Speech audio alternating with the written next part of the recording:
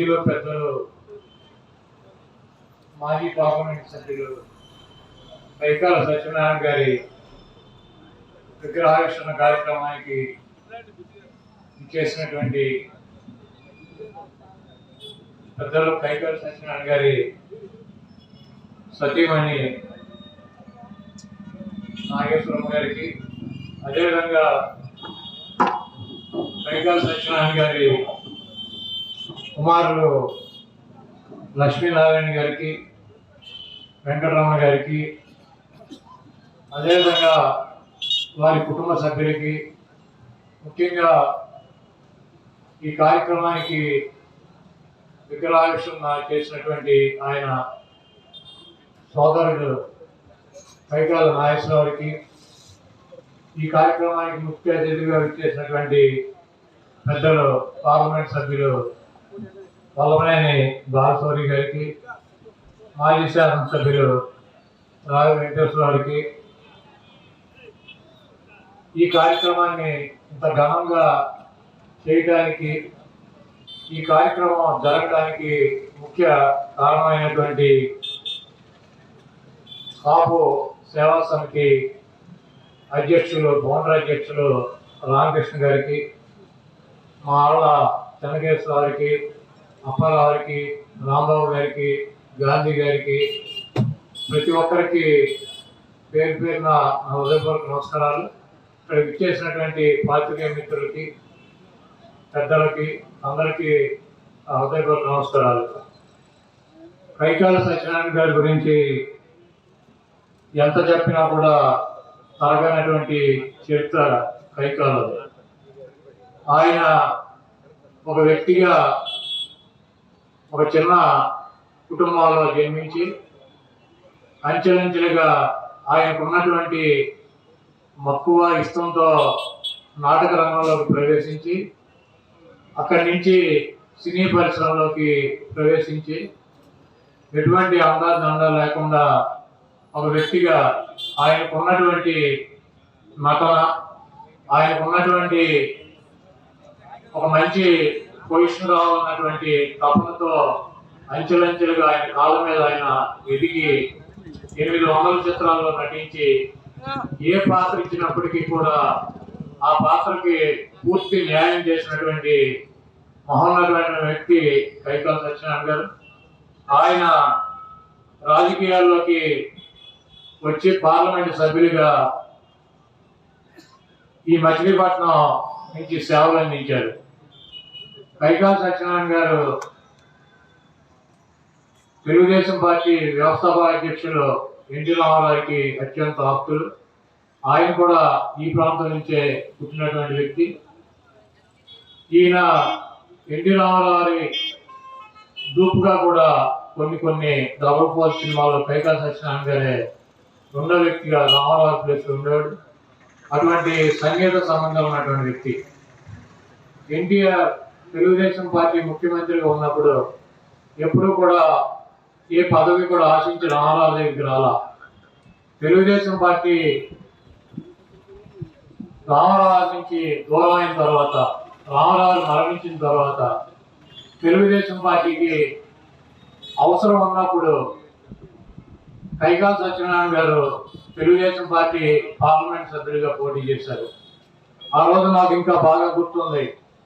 పైకాల సత్యనారాయణ గారిని మచిలీపట్నం పార్లమెంట్ సభ్యులుగా పెడితే తెలుగుదేశం పార్టీకి ఆ రోజు ఉన్నటువంటి పరిస్థితుల్లో ఉపయోగం ఉంటుందని చెప్పి ఆనాటి ముఖ్యమంత్రి చంద్రబాబు నాయుడు గారు నన్ను పైకాల సత్యనారాయణ గారితో మాట్లాడమంటే ఆ మాట్లాడిన వాళ్ళలో నేను కూడా ఒకడిని.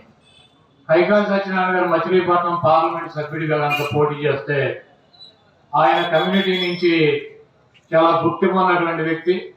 రాష్ట్ర వ్యాప్తంగా ఆ ఇంపాక్ట్ ఉంటుంది. సేమ్ టైం పక్కన ఉన్నటువంటి కైకులూరు, అంటే మా జిల్లాలో కైకులూరు, నూజివీడు ఇవన్నీ కూడా ఏలూరు పార్లమెంట్లో ఉండే.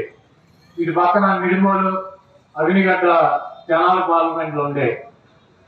నాతో అన్నమాట మాటలు చంద్రబాబు నాయుడు గారు పైకాల సత్యనారాయణ మచిలీపట్నం పార్లమెంట్ నుంచి పోటీ చేస్తే ఆ పక్కన ఉన్నటువంటి అవినిగడ్డ, నిడిమోలు నియోజకవర్గాల్లో శారదా గారికి సపోర్ట్ ఉంటుంది. ఈ పక్కన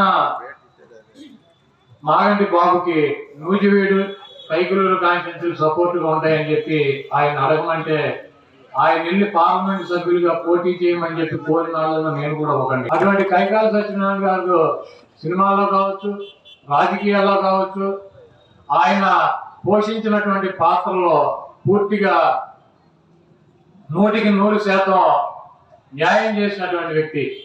అదేవిధంగా సినిమా పరిశ్రమలో ఉన్నటువంటి ఇతర ఆర్టిస్టులతో కావచ్చు, క్యారెక్టర్ ఆర్టిస్టులతో కావచ్చు, చిన్న చిన్న ఆర్టిస్టులతో కావచ్చు, ఎవరితో కూడా ఎటువంటి వివాదాలు లేకుండా, ఎక్కడా కూడా ఒక చిన్న మచ్చ కూడా ఆయన జీవితం మీద లేకుండా, కైకాలంటే అందరూ కూడా మనవాడనేటువంటి భావనతో అందరి చేత నమస్కారం పెట్టించుకున్నటువంటి వ్యక్తి. ఆయన విగ్రహాన్ని గుడివాడ మరి గడ్డ మీద ఈ నడిబొడ్డులో ఆయన పుట్టి పెరిగినటువంటి ప్రాంతంలో ఇక్కడ పెట్టినందుకు, ఇక్కడ పెడతానికి సహకరించినటువంటి ఆయన కుటుంబ సభ్యులకి పేరు పేరున, కాపు సేవా సమితి తరఫున ఆ కమిటీ వారికి, ఈ కార్యక్రమానికి సహకరించినటువంటి ప్రతి ఒక్కరికి కూడా హృదయపూర్వక నమస్కారాలు తెలియజేసుకుంటూ సెలవు తీసుకుంటున్నా.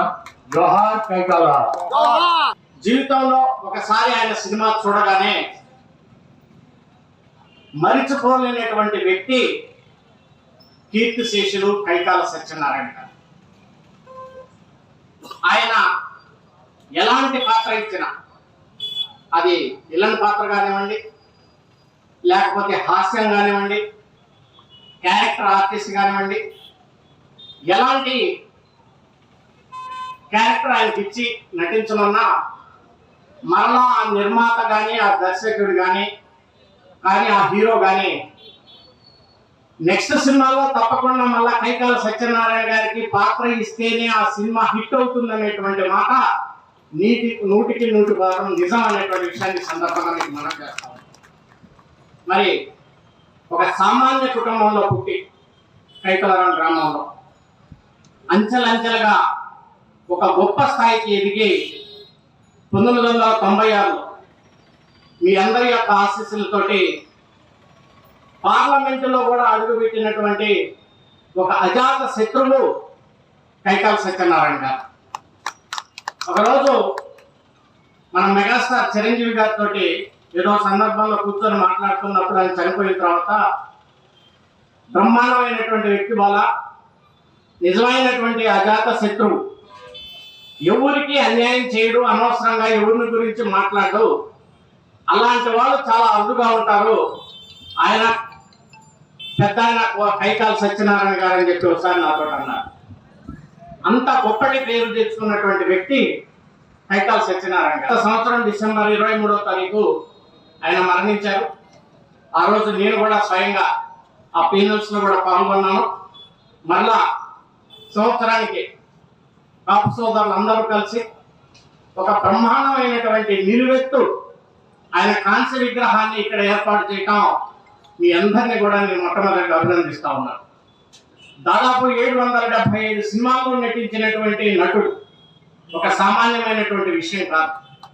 ఆయన విగ్రహాన్ని చూస్తే, మరి విగ్రహం కూడా చాలా చక్కగా వచ్చింది. ఆయన విగ్రహాన్ని చూస్తే ఎవరైనా ఇటు వెళ్ళేవాళ్ళు ఒక నిమిషం అట్లా ఆగి చూసేటువంటి విధంగా ఆ విగ్రహాన్ని ఇక్కడ పెట్టినటువంటి కాపు సోదరులందరికీ, అలాగే ఈ బృందాలందరికీ కూడా నేను ప్రత్యేకంగా అభినందిస్తా ఉన్నాను.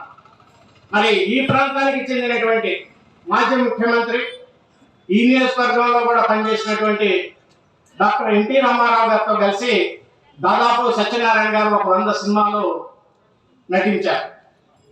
మరి ఆయన గుడివాడ ప్రాంతానికి చెందినటువంటి ఆయనే, మరి కైకాల సత్యనారాయణ కూడా గుడివాడ ప్రాంతానికి చెందినటువంటి ఆయన. వాళ్ళ ఇద్దరి యొక్క జోడి కూడా చాలా సినిమాలు కూడా బ్రహ్మాండంగా హిట్ అయ్యి, మరి కైకాల సత్యనారాయణ గారు అంచెలంచెలుగా ఆ రకంగా ఎదిగి ఒక మహోన్నతమైనటువంటి స్థానాన్ని సంపాదించుకున్నారంటే ఆయన వ్యక్తిత్వం, ఆయన కృషి, ఆయన మనస్తత్వం, ఆయన పట్టుదల అనేటువంటి విషయాన్ని ఈ సందర్భంగా మీ అందరికీ కూడా మనం చేస్తా ఉన్నాం.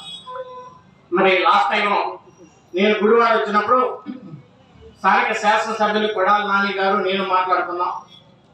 అలాగే చాలా మంది సోదరులు అందరూ కూడా వచ్చి మరి కైకాల గారి యొక్క కళామందిరాన్ని ఒకసారి మీరు వచ్చి చూడండి సార్ అని చెప్పేసి నాకు చూపించారు. ఇది వెనకనే ఉంటుంది. చూసాం. చాలా చక్కటి ప్రదేశం. ఒక 20 లక్షలు 30 లక్షలు పెట్టి రిపేర్లు చేద్దాం సార్, బాగుంటుంది అన్నారు. నాకేమనిపించిందంటే మళ్ళా రిపేర్లు చేసిన ఒక నెల 2 నెలలో లేకపోతే ఒక సంవత్సరం 2 సంవత్సరాలు ఉంటుంది.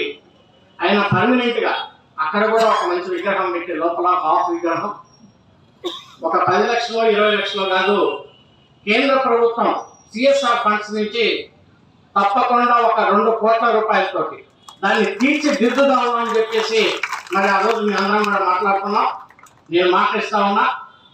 మరలా అతి కొద్ది రోజుల్లోనే దాన్ని శాంక్షన్ చేసి ఈ ప్రాంత ప్రజానికానికి కైకాల సత్యనారాయణ గారి పేరు చిరస్థాయిగా ఉండేటట్లుగా ఆయన్ని ఎప్పుడూ మనం గుండెల్లో పెట్టుకునేటువంటి విధంగా ఒక 2 కోట్ల రూపాయలతోటి కేంద్ర ప్రభుత్వ నిధులతోటి మరి ఆ కళామందిరాన్ని తీర్చిదిద్దుదాము అని చెప్పేసి సందర్భంగా మీకు మనవి చేసుకుంటూ ఆ విషయాన్ని నేను మన నాన్నగారితో కూడా మాట్లాడాను. నాన్నగారు కూడా అలా చేస్తే బ్రహ్మాండం ఉంటుందన్న, ప్రజలందరికీ కూడా చాలా మంచి పని అని చెప్పేసి అన్నారు. తప్పకుండా ప్రజల యొక్క అందరి ఆశీస్సులతోటి మరి ఆ పని తప్పకుండా పూర్తి చేద్దామని చెప్పి చూసాం. మనం గతంలో ఎస్వి రంగారావు గారిని చూసాం. ఆయన ఒక మహోన్నతమైనటువంటి వ్యక్తి, ఒక బ్రహ్మాండమైనటువంటి నటనకారుడు. మరి ఈ రోజుల్లో అంత నటన చూసినటువంటి వ్యక్తిని మళ్ళా మన కైకాల సత్యనారాయణ గారిని చూస్తా ఉన్నాం. ఇలాంటి గొప్ప వ్యక్తుల్ని చరిత్ర ఎప్పుడు మర్చిపోకూడదు, మనం ఎప్పుడు గుండెల్లో పెట్టుకోవాలని చెప్పేసి సందర్భంగా మనం చేసుకుంటూ మరి చనిపోయినటువంటి పెద్ద ఆయన పూజ్యులు కీర్తిశేషులు కైకాల సత్యనారాయణ గారిని మనం తీసుకురాలేం, కానీ ఆయన యొక్క ఆశయ సాధన కోసం, ఆయన యొక్క మంచితనం కోసం మనం ఎప్పుడు ఆయన యొక్క సేవల్లో మనం ఉండాలని చెప్పేసి కోరుకుంటూ మరి ఒక్కసారి ఈ చక్కటి విగ్రహాన్ని ఏర్పాటు చేసినటువంటి కమిటీ బృందాన్ని పేరున నేను అభినందిస్తూ మరి తర్వాత మనం చేయబోయేటువంటి ఆయన కళామందిరాన్ని ఏ రకంగా చేయాలనేది ఒక కమిటీ కూడా ఉండి త్వరలో కేంద్ర ప్రభుత్వం యొక్క నిధులతో దాన్ని మరి పూర్తి చేద్దామనేటువంటి విషయాన్ని మరి ఒకసారి సందర్భంగా మీ అందరికీ మనం చేసుకుంటూ మరి ఈ మంచి కార్యక్రమానికి నన్ను కూడా భాగస్వామ్యం చేసి నన్ను కూడా ఇక్కడ పిలిచినందుకు కుటుంబ సభ్యులకి అలాగే ఈ కమిటీ సభ్యులకి స్థానిక శాసనసభ్యుల వారికి అందరికీ నా హృదయపూర్వక ధన్యవాదాలు తెలియజేసుకుంటూ సెలవు చేసుకుంటాను. ఈ ప్రాంతంలో పుట్టి ఇక్కడే విద్యాభ్యాసం చేసి డిగ్రీ చదువుకుని ఆ చదువుకునే రోజుల్లోనే నాటకాలు ప్రవాసన నాట్య మండలి ఈ ఆర్గనైజేషన్లో నాటకాలు ప్రదర్శించి తద్వారా సినీ రంగ ప్రవేశం చేసి అక్కడ 4 దశాబ్దాలుగా అన్ని రకాల పాత్రలు పోషించి తర్వాత మచిలీపట్నం పార్లమెంట్ సభ్యులుగా కూడా చేసిన కైకాల సత్యనారాయణ గారికి ఈ ఊళ్ళో ఆయన వర్ధంతి సందర్భంగా కాంస్య విగ్రహం ప్రతిష్టాపన చేయాలని వీళ్ళందరూ ముందుకు వచ్చి మా కుటుంబ సభ్యులను సంప్రదించడం, మేము దానికి ఎంతో ఆనందంగా మీరు ముందుకు వెళ్ళండి, మీకు కావాల్సిన ఏ సహకారాలన్నా మేము అందిస్తామని చెప్తే వాళ్ళు ఈ కాంస్య విగ్రహాన్ని తయారు చేయడానికి ప్రసాదాన్ని ఆయన దగ్గరికి వెళ్ళి అప్పుడప్పుడు వెళ్ళి చూసి బాగా వస్తుందా లేదా అని చూసుకుని ఇక్కడ ఈరోజు ఈ కార్యక్రమానికి ఇంత తోడ్పడ్డారు వీళ్ళు. ముఖ్యంగా మా కుటుంబ సభ్యులంతా కూడా ఆయన వర్ధంతి రోజున జరిగిన ఈ కార్యక్రమానికి మేమంతా కూడా ఎంతో ఆనందిస్తున్నాం. మా కుటుంబ సభ్యుల తరఫున ఈ కాపు సేవా సమితికి, కాపు సంఘీయులకు, ఇతర దాతలకు, కాపు సేవా సమితి కార్యవర్గ సభ్యులు నల్లకంచి వెంకట రాంబాబు గారికి, మొదలని వెంకట సత్యనారాయణ గారికి, చిక్కుల వెంకట రాంబారావు గారికి, ఆత్మూరి మల్లేశ్వరరావు గారికి మరియు ఇతర కాపు నాయకులకు వీళ్ళందరూ కూడా మా కుటుంబం తరఫున ప్రత్యేకంగా కృతజ్ఞతలు తెలియజేసుకుంటున్నాను. కాపు సేవా సమితి ఆధ్వర్యంలో ఈ పెద్ద ఆయనకి ఘనంగా చేసేందుకు ప్రతి ఒక్కరిని కూడా అభినందిస్తున్నా. దానికి సహకరించిన ప్రతి ఒక్కరిని కూడా, ఎందుకంటే కైకాల సత్యనారాయణ గారు గుడివాడ ప్రాంతంలో జన్మించి నాటకాల ద్వారా శ్రీరంగం ప్రవేశించి 4 దశాబ్దాలు అనేక పాత్రలు పోషించి మంచి పేరు తెచ్చుకున్న వ్యక్తి. అది గుర్తించి ఆనాడు తెలుగుదేశం పార్టీ అభ్యర్థిగా మచిలీపట్నం పార్లమెంట్ పోటీ చేయడం, ఆయన మా నాన్నగారితో కలిసి పనిచేసిన వ్యక్తి, ఈ ప్రాంత ప్రజలకి అనేక అభివృద్ధి కార్యక్రమాలు సంక్షేమ కార్యక్రమాలు అందించిన వ్యక్తి.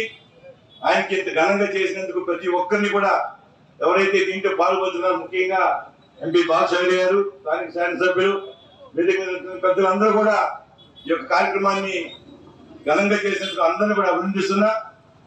అలాగే ఈరోజు ఆనాడు అనేక ఆయన పదవి అయిన తర్వాత కూడా కొన్నిసార్లు సందర్భాల్లో నాతో మాట్లాడి అవతల గ్రామానికి రోడ్లు కానీ అదేవిధంగా డిస్పెన్సరీకి ఇటువంటి ఏర్పాటు చేస్తాకి గతంలో లాస్ట్ నేను ఇన్ఛార్జ్ ఉన్నప్పుడు అనేక కార్యక్రమాలు కూడా జరిపాడు.